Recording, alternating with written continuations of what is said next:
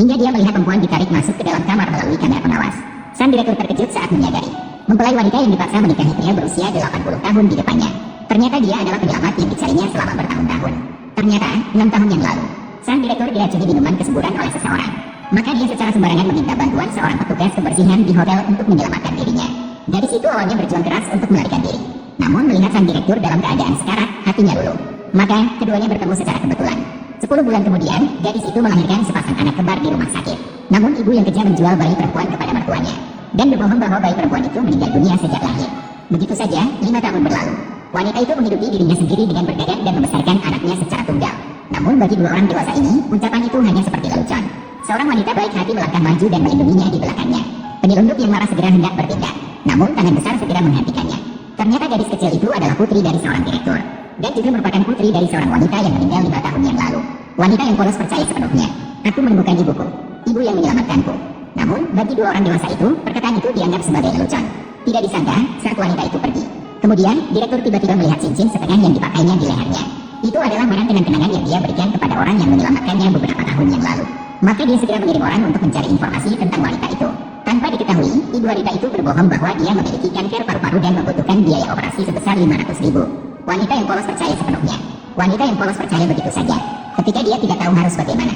Namun adiknya mengatakan bahwa temannya bersedia membayar 500.000 untuk menikahinya. Wanita itu terdiam sambil meremas cincin ketika mendengar itu. Hal ini membuat adiknya marah dan langsung mencabut cincin itu. Dia mengatakan bahwa ibunya hampir meninggal tapi dia masih ragu. Mendengar itu, ibunya segera pura-pura batuk darah. Dengan tidak punya pilihan, wanita itu akhirnya setuju. Tidak disangka setelah keluar dari rumah sakit, dia bertemu dengan direktur. Wanita yang polos mengira ini adalah takdir. Tanpa dia sadari, ini semua adalah rencana hati-hati dari direktur. Kemudian mereka bertiga pergi ke restoran untuk makan malam. Dan direktur mengeluarkan foto cincin itu. Wanita itu terdiam dan terpaku di tempat. "Ibu, bukankah ini cincinmu?"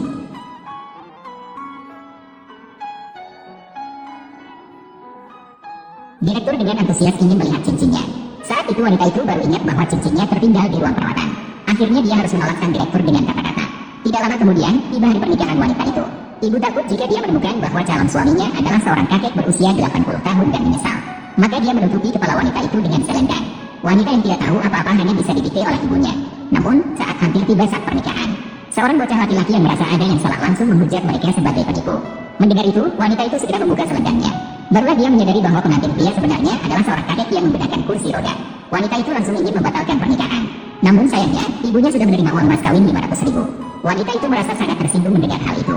Dia mengatakan bahwa dia akan bekerja keras untuk mengumpulkan uang untuk pengobatannya. Namun, wanita licik itu langsung panik saat mendengar biaya operasi. Kiao Shoei Beauty film dan televisi. "Kamu sebelumnya bukan begitu. Kamu tidak pernah bilang begitu padaku. Kamu bilang nanti saat kakakmu menikah, kamu akan memberikan uang itu padaku sebagai mas kawin. Kamu berbohong padaku. Tidak punya uang, jangan berharap bisa menikahiku. Lan, kita semua menipu kakak perempuanku. Menipu kakakmu. Operasi ibumu tidak berhasil. Bukan, penyakit ibuku semuanya pura-pura." Ketika ucapan ini terlontar, wanita itu membeku di tempatnya. Saat itu, CEO melihat adegan ini seperti semut di atas wajan panas. Segera memerintahkan bawahannya untuk segera memperbaiki pemantauan hotel. Dan ibu saat itu tidak lagi menyembunyikan. Langsung mengakui bahwa dia selalu menipu wanita. Ucapan ini menusuk hati wanita seperti pisau tajam.